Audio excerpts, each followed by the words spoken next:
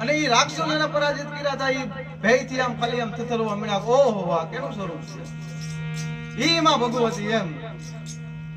અને આજરોજ જયારે આ હનુમાનજીની જગ્યાની અંદર બેઠા છે ત્યારે એના બે ચાર ગુણગાન ગાય. કેવો હનુમાન કે હરિએ કંઠ મારે હાર પહેરાવ્યા અને પછી મોતી મોઢામાં નાખ્યા અને માળાઓ તોડી તાગડા તોડ્યા પછી ધૂળમાં ધારમાં નાખ્યા. પણ અંજની નો જાયો એક એવો જન્મો કે રામને ઋણી રાખ્યા. બાકી રામ કોઈ ઋણ રાખ્યું નથી.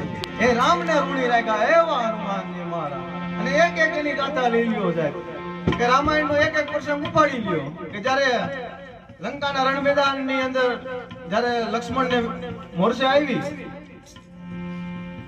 ત્યારે એક એમ કહેવાય છે અડીખમ યોદ્ધા બધા ઉભા હતા. પણ હનુમાનજીએ એમ કીધું જ્યારે લક્ષ્મણજીને મોરચે આવીને રામના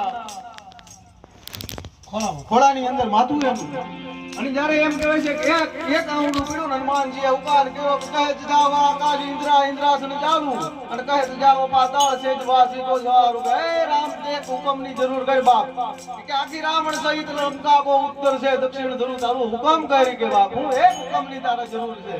અને જ્યારે એમ કહેવાય છે કે દરિયાના કિનારે આખી વાનર સેવા આવીને ઊભી ત્યારે નલ નીલ અંગદ સુગ્રીવ નો રહ્યા પણ હજીનું જુઓ લખ હનુમાની કાયમ બેઠો કાગડા.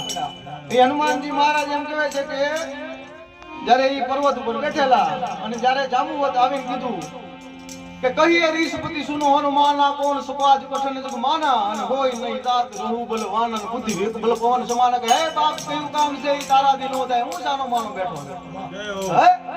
અને ત્યારે હનુમાનજી આ એમ કહેવાય છે કે આખી હનુમાન ચાલીસા લખી પણ એક એક સોપાઈની અંદર એક એક ભ્રમ પીડ્યો છે. જો એની અંદર તમે ગોતો તો અષ્ટ સિદ્ધિ નવ નિત્ય દાતા યશપુર જીન જાનકી માતા એટલે અષ્ટ સિદ્ધિ અને નવ નિધિ એની પાસે છે. નાસે રોગ હરે સુપીરા જપતની રંજન હનુમંત પીરા એક એક આખી હનુમાન ચાલીસાની અંદર એક એક એના મંત્ર મારેલા છે. તમને એની અંદર કઈક જાણવા મળે તો આ રોગ થયો હોય તો નાસે રોગ હરે સુપીરા જપતની રંજન હનુમંત પીરા.